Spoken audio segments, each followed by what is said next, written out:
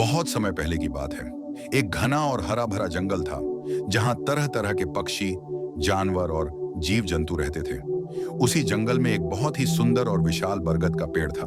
उस पेड़ की शाखाओं पर रहते थे कई कबूतर, चहचहाते, फुदकते और मस्ती करते हुए।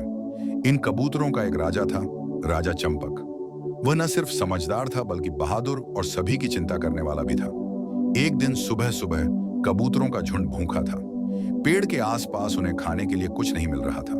राजा चंपक ने कहा, चलो भाइयों, आज हमें दूर उड़कर खाना ढूंढना होगा। सब ध्यान रखना, कहीं जाल में ना फंस जाए। सभी कबूतर हूं हां करते हुए एकजुट होकर उड़ चले। उड़ते उड़ते वे एक खेत के ऊपर पहुंचे। वहां जमीन पर सफेद सफेद चावल के दाने बिखरे हुए थे, जैसे किसी ने दावत सजा दी हो। एक कबूतर खुश होकर बोला, वाह, आज तो किस्मत खुल गई, इतने सारे चावल। लेकिन राजा चंपक को शक हुआ।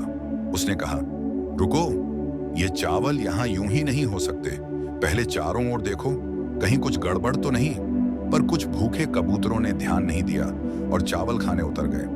बाकी कबूतर भी उनके पीछे पीछे पहुंच गए। जैसे ही उन्होंने चावल खाना शुरू किया, छप, अचानक वे सब एक जाल में फंस गए। ये बहेलिये का जाल था जो उन्हें फंसाने के लिए लगाया गया था। अब सारे कबूतर जाल में फंसे तड़प रहे थे। कोई कह रहा था, अब क्या होगा?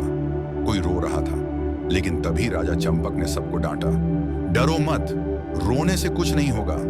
अगर हम सब मिलकर एक साथ जोर लगाएंगे तो इस जाल को उड़ाकर ले जा सकते हैं। सभी कबूतरों ने एक साथ अपने पंख फैलाए, जोर लगाया और एक साथ ऊंचाई की ओर उड़ चले। जाल सहित कबूतर आसमान में उड़ने लगे। नीचे बहेलिया दौड़ता रह गया, चिल्लाता रह गया, लेकिन उसका शिकार उसके सामने से उड़ चुका था। कबूतरों का झुंड उड़ता उड़ता एक पहाड़ी की तरफ पहुंचा। वहां एक पुराना दोस्त रहता था, एक छोटा सा चूहा, नाम था मीशू। चंपक और मीशू पुराने मित्र थे। चंपक बोला, दोस्त, हमारी मदद करो, देखो हम जाल में फंसे हैं। मीशू तुरंत दौड़ा, अपने तेज नुकीले दांतों से एक एक करके जाल की रस्सियां काटने लगा। थोड़ी ही देर में सभी कबूतर आजाद हो गए।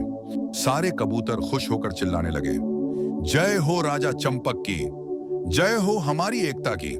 राजा मुस्कुराया और बोला, देखा दोस्तों, अगर हम सब मिलकर काम करें तो कोई भी जाल हमें नहीं रोक सकता। शिक्षा, एकता में बहुत बल होता है। अगर हम सभी मिलकर काम करें तो दुनिया की कोई ताकत हमें रोक नहीं सकती।